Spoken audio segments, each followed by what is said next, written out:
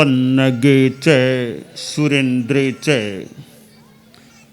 कौशिके पाद संस्पृशि निर्विशेष मनस्काय श्री वीरस्वामिने नमः। आर्हत वाङ्मय में कहा गया है, धम्मो मंगल मुक्किट्ठम अहिंसा संजमो तवो देवावि तं नमं संति जस्स धम्मे सयामणो। परमात्मा परम वंदनीय, परम स्तवनीय, परम श्रद्धेय, परम आराध्य भगवान महावीर की जन्म जयंती का प्रसंग, जन्म कल्याणक दिवस का अवसर, चैत्र शुक्ला त्रयोदशी का दिन, आज से संभवतः लगभग 2622 वर्ष पूर्व एक शिशु ने सिद्धार्थ और त्रिशला के वहाँ त्रिशला की कुक्षी से जन्म लिया था, प्राकट्य हुआ था। गर्भावस्था में भी शिशु रहता है, तब एक सीमा तक वह अप्रकट सा रहता है, और जब जन्म होता है तब जो अप्रकट था वह प्रकट हो जाता है। इसलिए यह जन्म एक प्रकार का प्राकट्य का अवसर होता है। भगवान महावीर का जन्म ईसा पूर्व 599 और विक्रम पूर्व 542 और चैत्र शुक्ला त्रयोदशी को हुआ था। यह जन्म और मृत्यु हमारी सृष्टि में चलते रहते हैं। आज तक कितने कितने कितने मनुष्यों ने जन्म लिया है, और जिन्होंने जन्म लिया है वे अवसान को भी प्राप्त हुए हैं अथवा हो जाने वाले हैं। तो जन्म और मृत्यु का एक जोड़ा है। जन्म अकेला नहीं आता है, मानो कि वह मृत्यु को भी पीछे साथ में लेकर आता है। इसलिए जन्म लेने वाले प्राणी का समय आने पर देहावसान भी हो जाता है। भगवान महावीर ने भी जन्म लिया और उनका भी आखिर प्रभु का महाप्रयाण भी हो गया। 2550वां निर्वाण वर्ष का भी उपलक्ष्य है, और एक सीमा तक यह 2550वां वर्ष भी एक मनाने के रूप में निर्धारित है, हमने भी निर्धारित कर रखा है। तो 2550 वर्ष लगभग अंदाज पूर्व भगवान महावीर विद्यमान थे। महापुरुष दुनिया में आते हैं और वे कुछ देने वाले देते हैं, देकर चले जाते हैं। आज भगवान महावीर तो हमारे सामने यूँ स्पष्ट सदेह रूप में नहीं हैं, परंतु जैन आगम हमारे पास उपलब्ध हैं। अनेक ग्रंथ हमें प्राप्त हैं और अनेक संत हमें प्राप्त हैं, और जैन शासन में भी अनेक पंथ भी विद्यमान हैं। इतने ग्रंथ हैं, आगम जैसे ग्रंथ। कोई स्वाध्याय करने वाला हो, स्वाध्यायशील आदमी, तो पढ़ते जाओ पढ़ते जाओ। और साथ में एक ग्राहक बुद्धि से पढ़ा जाए तो ग्रंथों से कितना ज्ञान ग्रहण किया जा सकता है। आज जैन शासन में भी, और जगह भी संत मिल सकेंगे, जैन शासन में भी कितने संत हैं। संतों के उपदेश से सन्मति प्राप्त होती रहे। सन्मति, हमारे कई संत हैं, वो सन्मति शिक्षण कक्षा से भी जुड़े हुए हैं, जिनकी क्लास भी ऐसे चला करती है। तो सन्मति, संतों से सन्मति प्राप्त हो जाए। भगवान महावीर तो खुद सन्मति ही थे। तो सन्मति प्राप्त हो, अच्छे ज्ञानी संतों के पास कुछ सुना जाए, पढ़ा जाए, समझा जाए, तो संभव है सन्मति, सद्बुद्धि, सज्ञान की प्राप्ति हो जाए। तो ग्रंथ हैं, संत हैं, और पंथ भी अनेक हैं। अनेक लोग अलग अलग पथों पर, पंथों पर चलने वाले होते हैं। कई बार अनेक पंथ एक जगह जाकर के मिल जाते हैं, मंजिल एक हो जाती है। अब अहमदनगर से बीड़ जाना है, संभवतः मार्ग तो अनेक हैं, पर कोई रास्ता ले लो, कई रास्ते फिर आखिर वो एक जगह मिल जाते हैं। तो पंथों में मतभेद भी होते हैं, हो सकते हैं, अभेद भी हो सकता है। हम भेद को भी देख सकते हैं और अभेद को भी देख सकते हैं।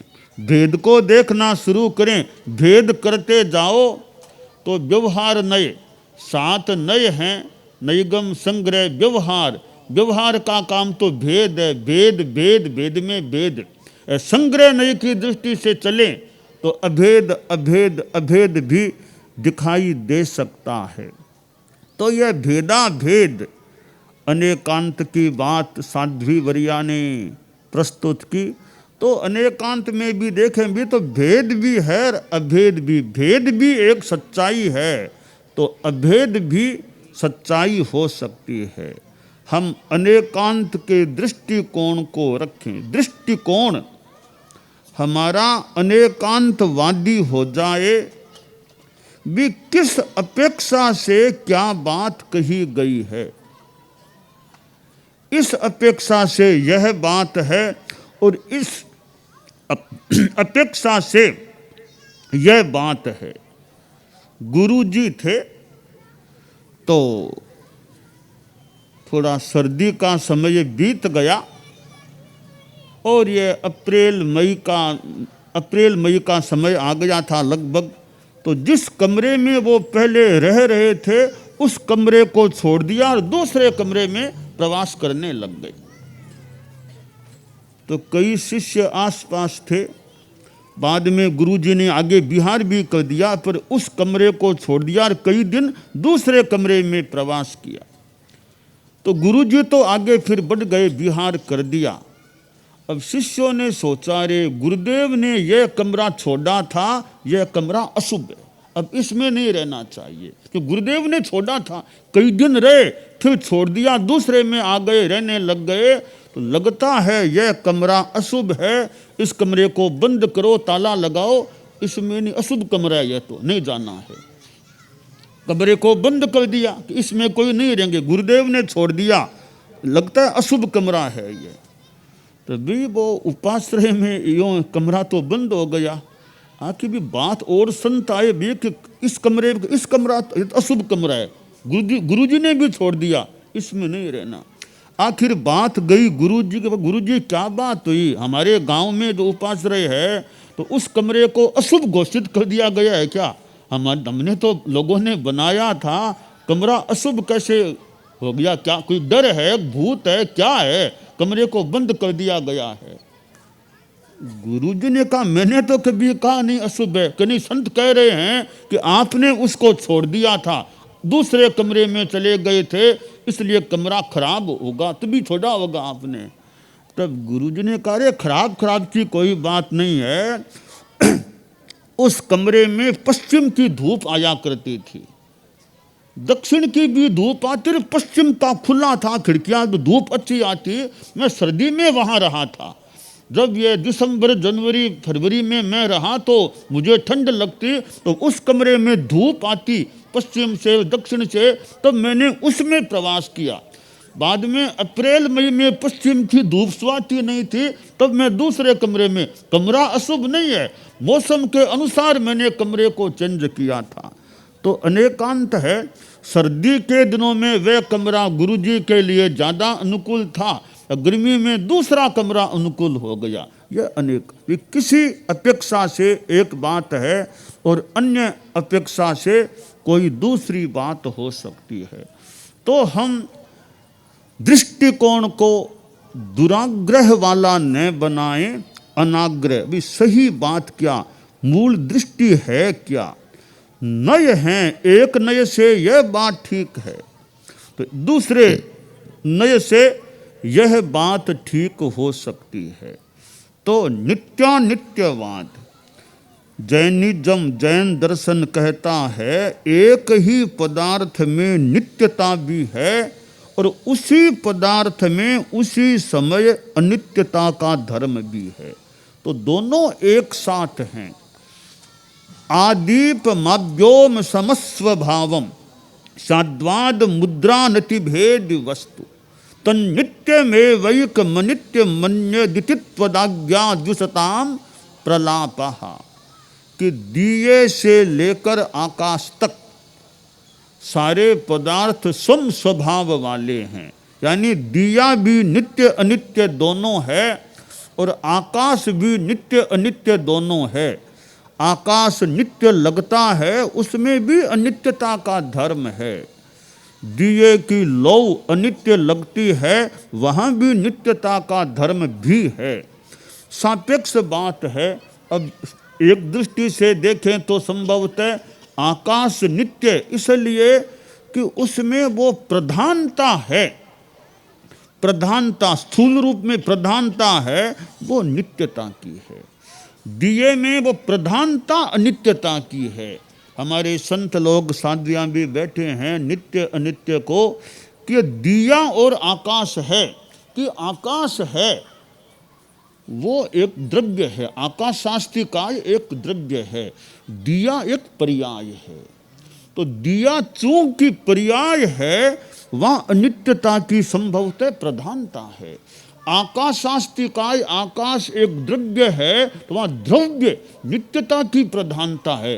तो प्रधानता और गौणता को संभवतः ध्यान में लेने से भी यह आदीप माव्योम समस्व भावम, कि जिन्होंने आकाश को नित्य कहा है, हम यूँ समझे चूंकि आकाश शास्त्री का ये द्रव्य है, द्रव्य में वो द्रव्य की प्रधानता है, दिए की लोभ एक पर्याय है, वहाँ वो अनित्यता की प्रधानता है। इस प्रकार मैंने थोड़ा मनन मेरे मन में आया, यह बात यूँ कि कहने वालों ने नित्य कहा है तो उन्होंने अपने उस द्रव्य धर्म के हिसाब से और मुख्यता के हिसाब से नित्य कहा हो सकता है। लोक को पर्याय धर्म की अपेक्षा चूंकि प्रधान है, इसलिए उसको अनित्य कहा हो सकता है। पर वैसे दोनों में नित्य है तो अनित्यता भी किसी रूप में है, अनित्य है तो उसके परमाणुओं की नित्यता भी, परमाणु में नित्यता भी है। अब यूँ हम अनेकांत में के संदर्भ में अनेक चीज़ों को विश्लेषित कर सकते हैं। एक कर्मवाद है। भगवान महावीर, यानी भगवान महावीर और जैनिज्म कह दें, जैन दर्शन को ले लें हम, भगवान महावीर को तो साक्षात हमने देखा या नहीं देखा पता नहीं। अब हो सकता है कि जब भगवान महावीर विद्यमान थे तब हम में से कोई उस समय वहाँ उनके आसपास रहा हो, तो पता नहीं हमको। इसलिए देखा या नहीं देखा कहना कठिन है। या हम में से कोई देव रूप में पहले था और भगवान महावीर का समवसरण जुड़ता तो हम में से कोई देव रूप में उनके पास कोई आया हो, दर्शन किया हो, वाणी सुना हो, तो भी हमें पता नहीं है। इसलिए भगवान महावीर को देखा या नहीं देखा कहना कठिन है। जैन आगम, जैनिज्म जो हमें प्राप्त है, हम उसके आलोक में बात करें तो यह जैनिज्म का एक सिद्धांत है आत्मवाद, कि आत्मा स्थायी है, आत्मा को कोई मार नहीं सकता, काट नहीं सकता। छिपकली की पूंछ मान लो कट गई, पूंछ अलग है बाकी शरीर अलग है, इसका मतलब आत्मा कट गई? ऐसा नहीं, आत्मा नहीं कटी है, शरीर कटा है, आत्मा तो अखंड है, ठेठ तक आत्मा संभवतः एकाकार है, वो नहीं कटती है। तो आत्मा को कभी काटा नहीं जा सकता, जलाया नहीं जा सकता, अदाह्य है, अच्छेद्य है, अस्वस्य है, अक्लद्य है, भिगोया भी नहीं जा सकता। तो आत्मवाद, आत्मा की लंबाई चौड़ाई कुल कितनी, कि आत्मा एक आत्मा, हम में से एक आदमी की आत्मा पूरी फैल जाए, पूरे लोक को कवर कर सकती है। पूरे लोक में आकाश पाताल सारे के सारा जो लोक है, 14 रज्जु परिमाण, पूरे लोक में एक आदमी की आत्मा फैल सकती है। संकुचित होती है तो कुंथु से भी छोटा शरीर मिले उसमें भी आत्मा बिल्कुल सिकुड़ सकती है। यह एक आत्मा की मान लो परिणति है, एक शक्ति है, वो प्रसारित भी हो सकती है, विकचित भी, विकोचित भी हो सकती है और संकुचित भी हो सकती। यह आत्मवाद का एक सिद्धांत है। जैन दर्शन कर्मवाद को भी मानता है। अभी मुख्य मुनि महावीर ने कर्मवाद पर प्रकाश डाला, वर्णन किया। तो कर्मवाद भी सिद्धांत है। हम एक एक आदमी का कर्मवाद के संदर्भ में विश्लेषण कर सकते हैं।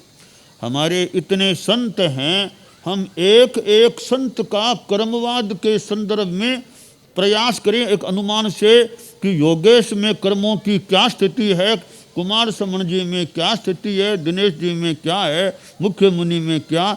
एक एक मुनि का हम 8 कर्मों के आलोक में यूँ विश्लेषण करें तो हम संभवतः प्रयास कर सकते हैं कि किस साधु के कौन से कर्म का क्रियोपशम उदय अभी चल रहा होगा, अंदाज ये कर्मों के आलोक में विश्लेषण कर सकते हैं।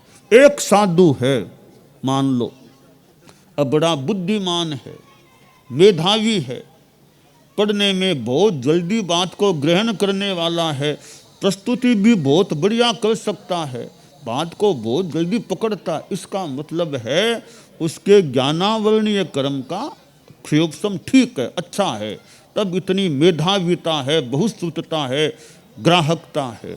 अब एक साधु मान लो कि वो तो सीख ही नहीं सकता, तो एक दिन में 3 श्लोक भी सीखना कहना मुश्किल है कि तत्वज्ञान की बातों को समझो। मेरे तो कुछ पल्ले नहीं पड़ता, क्या तत्वज्ञान की ये बातें हैं। और ऐसे भी मंद बुद्धि है मान लो, इसका मतलब उसके ज्ञानावरणीय का थोड़ा ज़्यादा उदय है उस साधु की अपेक्षा से। एक साधु बड़ा शांत है, लगभग प्राय गुस्सा कभी देखने को नहीं मिलता, बड़ा मिलनसार है, विनम्र है, बड़ा संयमी है। इसका मतलब मोहनीय कर्म का अच्छा क्रियोपशम है। एक को गुस्सा आ जाता है, थोड़ा अहंकार भी लग रहा है, यानी थोड़ा उदय है इसके इस रूप में। यो हम एक साधु है, शरीर इतना विजर न लगे संतों को, इतना सक्षम है, कितना ही श्रम करा लो, लंबा बिहार करा लो, जरूरत हो तो 20-25 किमी भी और भी ज़्यादा चल लें, इतना सक्षम है शरीर। श्रम कराओ, दिन भर काम कराते रहो, काम कर देंगे, कोई खास थकान नहीं, टाइम है तो सो गए, वरना काम करते रहते हैं। कि गर्मी है, हवा नहीं तो कोई बात नहीं, बैठे हैं बिना। इतना शरीर सक्षम है, नजर न लगे किसी भी संत को। इसका मतलब है क्योंकि साता वेदनीय का और का अच्छा एक उदय ठीक है, तब इतना है। कोई साधु मान लो अक्षम हो गया, ज़्यादा चल नहीं पाता, अब ज़्यादा श्रम भी नहीं कर पाता, बीमारियां हो गई, इसको अब असात वेदनीय का इसके उदय हो रहा। यूँ हम कर्मवाद के आलोक में एक एक व्यक्ति के व्यक्तित्व और कर्तृत्व का भी किस कर्म का उदय क्षयोत्सव आदि चल रहा होगा, यूँ विश्लेषण कर सकते हैं। जैनिज्म में पुनर्जन्मवाद का भी सिद्धांत है।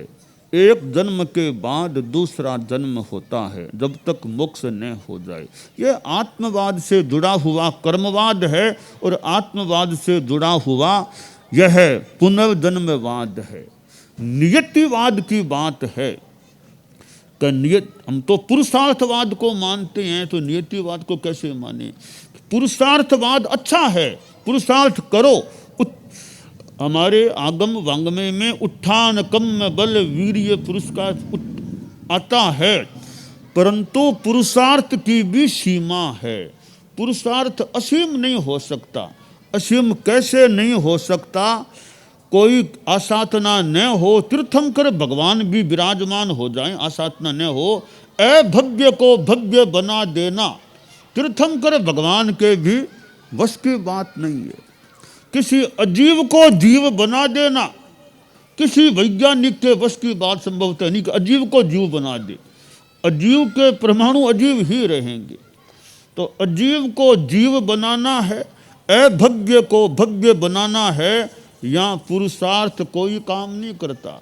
वो कभी मैंने वो पढ़ा कि नथिंग इज इम्पॉसिबल, वो पढ़ा कि नथिंग इज इम्पॉसिबल। एक सापेक्ष बात एक सीमा तक तो हो सकता है, नथिंग इज इम्पॉसिबल, पर मैं पूछना चाहूँगा महाशय, अभव्य को भव्य बना दो, नथिंग इज इम्पॉसिबल है, इसको पॉसिबल कर दो, अभव्य को भव्य बना दो। तो यह नथिंग इज इम्पॉसिबल है, वो एक सीमा तक सही हो सकती है, बाकी अंतिम सीमा तक सही नहीं हो सकती, ऐसा लगता है। तो यूँ हम यह जैनिज्म में पारिणामिक भाव आता है, तो यह पारिणामिक भाव है। जीवत्व, भव्यत्व, अभव्यत्व, यह अनादि पारिणामिक भाव है। हमारे संत लोग साधियाँ हैं, यह अनादि पारिणामिक भाव है। मेरा ऐसा मनन करने से संभावित निष्कर्ष है, यह अनादि पारिणामिक नियतिवाद है। इसको कोई बदला नहीं जा सकता, नियत है। तो अनादि पारिणामिक जो भाव हैं, जीवत्व, भव्यत्व, अभव्यत्व है, ये नियतिवाद के मानो उदाहरण हैं। इनमें कहीं कोई चेंज नहीं किया जा सकता।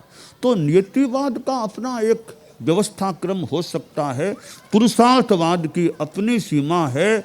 नियतिवाद के पीछे कोई ये सोच ले जो होना है सो होगा, मैं क्यों करूं, मैं क्यों दीक्षा लूं, मोक्ष होना है तब हो जाएगा, मैं क्यों तपस्या करूं, क्यों शुभ योग में जाऊं, मेरे ख्याल से यह चिंतन बढ़िया नहीं है। पुरुषार्थ करना चाहिए, वो करना है। नियति के भगवान महावीर के लिए भगवान ऋषभ ने घोषणा कर दी मरीचि के लिए कि 24वां तीर्थंकर बनेगा। तो कोई कह दे ऋषभ प्रभु ने घोषणा कर ही दी, अब मरीचि को क्या जरूरत है साधना करने की? साधना तो जैसी विधि है वो यथासंभव अपेक्षित है। तो नियतिवाद के संदर्भ में पुरुषार्थ को छोड़ देना यह समझ में आने वाली बात नहीं है। हमारे कोई नियतिवाद के बहुत यूँ भक्त या मानने वाले कोई व्यक्ति मिल जाए तो नियतिवाद को मानने वाले हैं, आसाधना किसी की न हो, कि भोजन के लिए वहाँ क्यों गए, भोजन के जगह में क्यों गए? नियति में है तो खाना पेट में आ जाएगा, भोजनालय में क्यों गए? आप तो नियतिवाद को मानने वाले हैं, आना है तो खाना जीवन में पेट में आ जाएगा, जाके पुरुषार्थ क्यों किया? तो यह नियतिवाद यहाँ स्थूल दृष्टि से काम नहीं आता। भोजनालय में जाना होगा लोगों को, यानी यहाँ खाना लेना होगा तब जाएगा पेट में, अपने आप थोड़ा ही यूँ पेट में खाना आ जाए। तो पुरुषार्थ को हमें नहीं छोड़ना चाहिए। आदमी को भाग्यवाद को भी जानना तो चाहिए, वो जानने योग्य तो है कर्मवाद भाग्यवाद, पर कर्तव्य है वो पुरुषार्थ है। तो पुरुषार्थ कर्तव्य है और कर्मवाद ज्ञातव्य है, और ज्ञातव्य है, और साथ में प्रेरणा लेकर के पाप से बचने का भी पुरुषार्थ हमें करना चाहिए। तो भगवान महावीर की यह जन्म जयंती और इधर निर्वाण वर्ष का प्रसंग। अब आज यहाँ तो हम लोग केवल तेरापंथी जैन श्वेतांबर के ये साधु साधियाँ हम लोग हैं, अन्य संप्रदाय के तो कोई जामखेड़ में पता नहीं कोई हैं कि नहीं होंगे नहीं, वरना बड़े शहरों में तो कई बार अनेक संप्रदायों के साथ में बैठते हैं, साथ में प्रोग्राम में सहभागी बनते हैं। और आज भी दिल्ली जैसे शहर में कोई संयुक्त इस प्रकार का प्रोग्राम और भी शहरों में गांवों में कहीं हो सकता है। तो जैन शासन भगवान महावीर का जहाँ नाम है कि वहाँ किस बात का मतभेद है, और मतभेद तो मान लो सा मुख वस्त्र का कोई रखे कोई न रखे, कपड़ा कोई रखे कोई न रखे, मूर्ति पूजा को कोई माने कोई न माने, यहाँ तो मतभेद हो सकते हैं। पर भगवान महावीर का नाम है तो दिगंबर हो या श्वेतांबर, थानकवासी हो या तेरापंथी, महावीर तो हम सब के ही हैं। इसलिए महावीर के नाम पर हमारी मानो एकता है। तो महावीर जयंती का दिन है वो एक हमारी एकता को प्रकट होने में निमित्त बनने वाला दिन भी हो सकता है। और यह भी देखो जामखेड़ जैसा क्षेत्र, और जहाँ तेरापंथी तो कोई परिवार है कि नहीं, शायद नहीं हो है कि नहीं, अन्य जैन हैं, प्रोग्राम तो यहाँ भी हो रहा है। अन्य जैनों ने भी, लोगों ने भी कितना हमारा कब से वो संपर्क में भी आ रहे हैं, प्रोग्राम की रूपरेखा तैयारी, और आज भी जुलूस में और में इतना सारी व्यवस्था का। तो तेरापंथी न भी हो पर वो भी एक तरह की एकता मान लो, कुछ भी मान लो। तो यह है, इधर आनंद ऋषि जी महाराज का फोटो है, इधर हमारा। तो यह ठीक है कि जैन शासन में भी समुचित रूप में यह सौहार्द का भाव, समुचित रूप में मैत्री भाव बना रहे। तो मतभेद हो सकते हैं, परंपराओं में मान्यताएं अलग अलग हो सकती है, तो जहाँ महावीर का नाम है, जैन शासन का नाम है, अहिंसा आदि की बात है, वहाँ हम एक भी रह सकते हैं। तो भगवान महावीर का जन्म कल्याणक दिवस का प्रसंग, आज जैन समाज है, बच्चे हैं।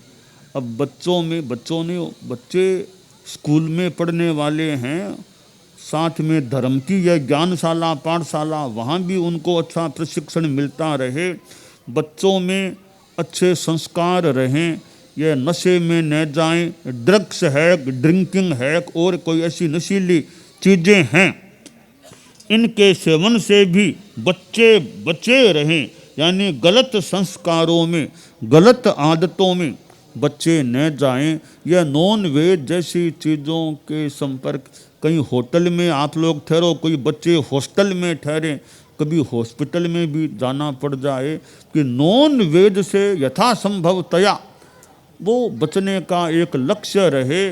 कि होटल में गए हैं, ठहरे भी, वहाँ भोजन कैसा है, नॉन वेज है कि वेज है कि दोनों है, क्या है, कहीं नॉन वेज का मिश्रण तो नहीं हो जाए, नॉन वेज भोजन न आ जाए खाने में। तो यह एक सामान्य एक जागरूकता, अरे भी हमारी जैन शासन की एक संयम की बात है। यह नॉन वेज वेज है, हम इसको हिंसा अहिंसा की दृष्टि से भी विश्लेषित कर सकते हैं। नॉन वेज वेज है, वो भक्ष्या भक्ष्य की दृष्टि से भी एक विचारणा हो सकती है। नॉन वेज वेज स्वास्थ्य अस्वास्थ्य के संदर्भ में भी चर्चा का विषय बन सकता है, पर मुख्य विषय है कि हिंसा अहिंसा की जो दृष्टि है। तो यह हम नॉन वेज से संयम की बात भी होती है, वो एक जैन समाज के लोगों में नशा मुक्त रहने का और यह नॉन वेज से बचने का मनोभाव पुष्ट रहे। जैन है तो नवकार मंत्र का जप होता है या नहीं, जो नमोकार धारो, जैन का एक लक्षण है, नवकार मंत्र का जप करने वाला है, वो जैन होने का एक लक्षण है। तो वह हमारे बच्चों में और में संस्कार नवकार मंत्र का जप का भी होना चाहिए। तो भगवान महावीर से यह संबद्ध जैन शासन है।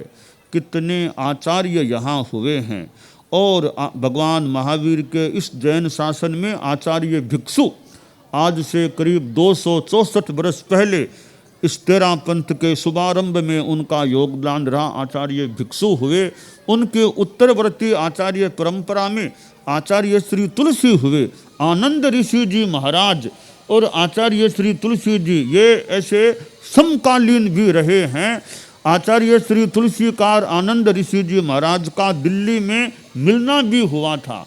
ठेठ दिल्ली में आनंद ऋषि जी महाराज जहाँ विराजित थे, आचार्य श्री तुलसी ऊपर पधारे, संभवतः उनसे मिले। बाद में आनंद ऋषि जी महाराज नीचे पधारे आचार्य तुलसी को छोड़ने के लिए, पहुँचाने के लिए, जो भी था। तो यह यानी मिलन भी हुआ है। और शिव मुनि जी, आचार्य श्री शिव मुनि जी से भी हमारा अनेक बार मिलने का प्रसंग आया है, काम पड़ा है। तो ये मिलना जुलना ठीक है, जब मौका मिले मिलना हो जाए। सबसे मूल बात है अपनी साधना अच्छी चले, अहिंसा, संयम और तप, इसकी आराधना साधना अच्छी किसी भी संप्रदाय में हो। अध्यात्म और एकसाय का भाव वो होना जरूरी है। मोक्ष में जाना होता है आत्मा को, तो संभवतः ये नहीं देखते ये मुख भस्त्रिका के रूप में साधना की थी या बिना मुख भस्त्रिका वाले के रूप में साधना की थी। कपड़े कैसे पहने हुए थे, चोलपट्टा ऊंचा था नीचा था, मुख भस्त्रिका चौड़ी थी लंबी थी, यह देख करके मोक्ष में संभवतः प्रवेश नहीं मिलता। वहाँ एकसाय हो गया और केवल ज्ञान हो गया। उसके बाद किसी देश में रहा हो, किसी वेश में रहा हो, चाहे अवेश अचेल रूप में रहा हो, कि केवल ज्ञान जिसको हो गया है और सारी बातें बिल्कुल गौण है, उस केवल ज्ञान हो गया। अब जीवन पूरा हो रहा है, अब मोक्ष का द्वार उसके लिए खुला है। तो कसाय मुक्ति ही किल मुक्ति रेवे, कसाय मुक्ति ही अपने आप में एक मुक्ति का मूल, एक आधार बन सकता है। तो आचार्य श्री तुलसी और फिर आचार्य श्री महाप्रज्ञ जी, जो एक जैन आचार्य श्री तुलसी आचार्य महाप्रज्ञ जी ने जैन आगमों के जो संपादन अनुवादन का कार्य किया, हमारे संतों को सबको पता है। यानी अमोलक ऋषि जी महाराज जो हुए, ऋषि अमोलक ऋषि जी, उनकी आगम 32। संक्षेप में वो पहले हमारे थोड़ा वो आगम पढ़ने में और में कल्प में जैसा भी पढ़ने में अमोलक ऋषि की आगम 32, वो मुझे भी याद है, उसको उसके द्वारा स्वाध्याय का काम होता। बाद में अब तो हमारे इतने आगम बहुत व्याख्या वाले भी काफ़ी हो गए हैं। तो ये आगम का जो कार्य है, यह महाराष्ट्र की एरिया और महावीर जयंती इसी एरिया के थोड़ी दूरी में, महावीर जयंती के दिन औरंगाबाद में उधर आचार्य श्री तुलसी ने वो विक्रम संवत 2012 में महावीर जयंती का प्रसंग आया, तब संभवतः आगम संपादन कार्य के वो घोषणा की थी। वो महाराष्ट्र के एरिया और औरंगाबाद का प्रसंग है। तो आज भी महावीर जयंती का ही दिन है। तो यह जैन आगमों के संपादन अनुवादन का कार्य जो आचार्य श्री तुलसी आचार्य श्री महाप्रज्ञ जी आदि के द्वारा जो हुआ है, अभी भी कार्य वैसे हो रहा है। तो वो महावीर जयंती के दिन जो घोषणा हुई थी, आज महावीर जयंती और उसी महाराष्ट्र में पुणे महावीर जयंती है। तो ऐसे भगवान महावीर का यह जन्म दिवस जैन शासन के लिए बड़ा एक महत्वपूर्ण दिवस हो जाता है। अब गुरु परंपरा अलग अलग हो सकती है, गुरु गणेश के अनुयायी हों या गुरु भिक्षु के अनुयायी हों, हमारे गुरु अलग अलग हो सकते हैं। गुरु गणेश के अनुयायी या गुरु भिक्षु के, गुरुदेव तुलसी के, औरों के भी अनुयायी हो सकते हैं। ये हमारी गुरु परंपराएं हैं। तो हमारे गुरुओं से जो ज्ञान मिले, अच्छा ज्ञान हम लेने का प्रयास करें, उनके अच्छे पदचिन्हों पर चलने का प्रयास करें और अपनी आत्मा का उद्धार हो, कल्याण हो, ऐसा पुरुषार्थ हम करते रहें। तो परम प्रभु महावीर 24वें तीर्थंकर हुए और ऐसे महान पुरुष जो परमात्मा पद को प्राप्त हो गए, उस उनका जीवन काल लगभग ये 72 वर्ष 72 जितना भी लगभग का जीवन काल, करीब 30 वर्ष गृहस्थ जीवन के, करीब 30 वर्ष केवल ज्ञान होने के बाद के, लगभग 12.5 अंदाज लगभग वर्ष वो मुनि के रूप में साधना काल के, यूँ लगभग 72 72 लगभग जो भी उनका जीवन काल रहा, बहुत लंबा जीवन काल उनको नहीं मिला। वो हम कहते हैं भी कि दीर्घ जीवी बने, हालांकि उसका अपना कोई उसको काटा, बात को काटा नहीं जा रहा है। तो भगवान महावीर को सुदीर्घ जीवी कहने में संकोच है। उनको 80 भी नहीं आए थे, लगभग 72 में पधार गए। इसका मतलब जीवन काल थोड़ा होने पर भी काम मोटा आदमी कर जाए, काम बड़ा कर जाए, तो थोड़े ज़्यादा लंबा जीवन काल किसी का न हो तो भी काम थोड़े काल में भी बढ़िया कर दिया तो आदमी स्मरणीय बन सकता है, अनुकरणीय बन सकता है, अनुसरणीय बन सकता है, श्रद्धेय बन सकता है।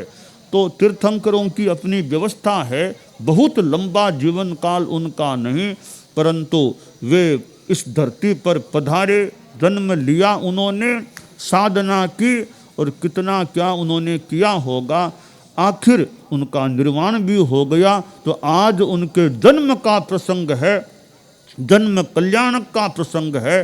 तो परम प्रभु, परम श्रद्धेय, परम आस्था के केंद्र भगवान महावीर की जन्म जयंती हम मना रहे हैं। हमारे इतने संत हैं, साध्वियाँ हैं, हमारे साध्वी प्रमुखा विस्तृत विभा जी, दो साध्वी प्रमुखा जी हैं, वे तो हमारे साथ जामखेड़ नहीं पधार सके, वो संभवतः पीछे से आ रहे हैं।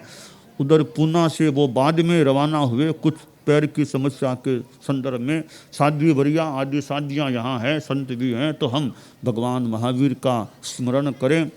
और भगवान महावीर ने जो ध्यान की साधना, उनकी जो ध्यान की साधना की बात है, हम थोड़ा सा ध्यान का प्रयोग भी कर लें। भगवान महावीर की तपस्या और ध्यान की साधना। सावधान, शरीर को स्थिर शिथिल तनाव मुक्त, मेरुदंड और गर्दन को सीधा रखने का प्रयास। शरीर को जितना संभव हो सके स्थिर रखने का हम प्रयास करें। शिथिल, रिलैक्स, रिलैक्स योर बॉडी, शरीर को शिथिल करें।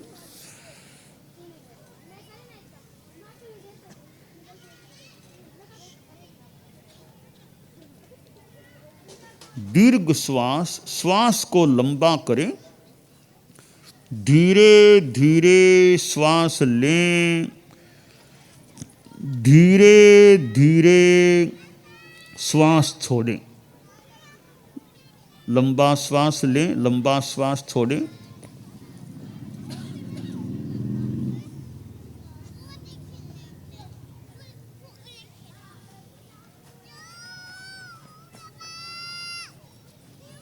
श्वास लेते समय पेट फूले और छोड़ते समय सिकुड़े।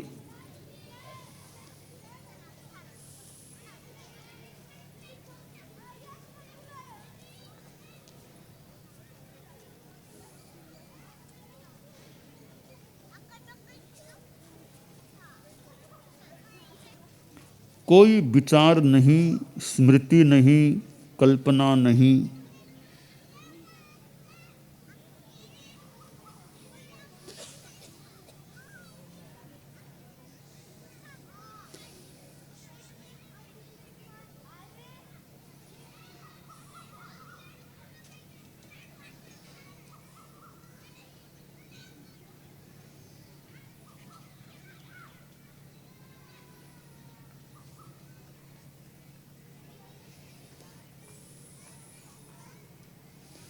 लंबा श्वास।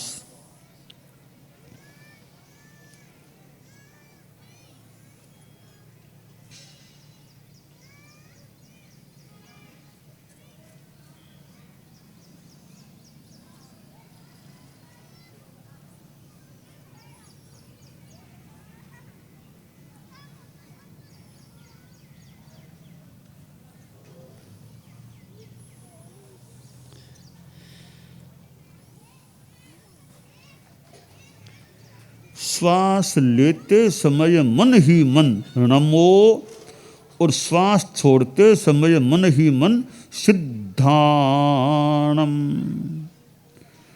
नमो सिद्धाणम। मानसिक जप चले नमो सिद्धाणम, श्वास लेते समय नमो और छोड़ते समय सिद्धाणम।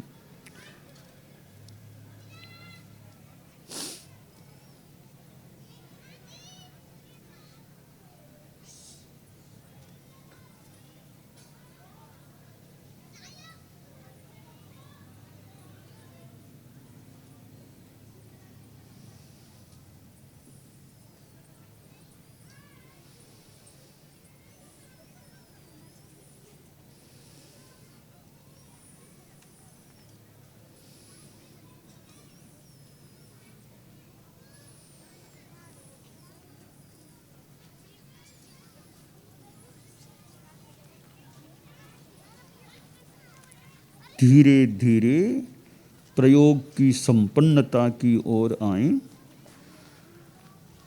ओम अरहम, ओम अरहम, ओम अरहम। तो भगवान महावीर इधर अहिंसा की बात, आज विश्व में यह हिंसा की, युद्ध की भी स्थिति है। अब अपने अपने चिंतन विचार हो सकते हैं। अब कैसे हिंसा, दहशत, भय ये स्थितियां दूर हों, और अपना एक चिंतन का भी महत्व होता है, और उस चिंतन को किस प्रकार कि मैत्री भी रह सके, चिंतन को भी जो सही है उसको नहीं छोड़ना पड़े, न्याय भी रहे, न्याय को रखते हुए फिर कैसे मैत्री को जितना रखा जा सके। तो ये जो विश्व में आज कुछ युद्ध की स्थितियां बनी हुई है, वो युद्ध की स्थितियां, ऐसी बुद्धता आ जाए, ऐसी बुद्धता, न्याय को भी रखना है मान लीजिए। अब जितना संभव हो सके उसके साथ अहिंसा को, मैत्री को कैसे जितना संभव हो सके वो जोड़ने का प्रयास होना चाहिए। और भगवान महावीर की जन्म जयंती का यह प्रसंग है। इस ऐसा एक दिन आता है महावीर जयंती का जिसके प्रति एक लोगों में मानो आकर्षण है, महावीर जयंती का। तो आज हमारा जामखेड़ा में आना हुआ, और जामखेड़ा के लोगों ने भी जामखेड़ से जामखेड़ करें, जामखेड़ हैं तो जामखेड़ नाम है, जामखेड़ बता रहे हैं। तो जामखेड़ में आना हुआ। जाम यानी याम, याम से जाम, याम जामा तिन्नी, आगम में जामा तिन्नी ब्याहिया, याम 3 याम होते हैं। कि जामखेड़ यहाँ का जैन समाज सब में खूब अच्छी धर्म की भावना बनी रहे, अच्छे संस्कार बने रहें। और ये महावीर जयंती से हमें अध्यात्म की, अहिंसा की, संयम की, तप की प्रेरणा मिले। हम आत्मोत्थान की दिशा में आगे बढ़ें, दूसरों की जितनी आध्यात्मिक धार्मिक सेवा हमसे हो सके, संभव हो सके, वो भी करने का प्रयास करें। यह हमारे लिए, हाँ 3 याम का पुस्तक में भी है, 3 बातें। ओम अरहम। दानान सिद्धम अभयपयाणम सच्चेषु या अणवज्रम वयंती तवेषु या उत्तम बम्बचेरम लोगुत्तमे समणेनाय पुत्य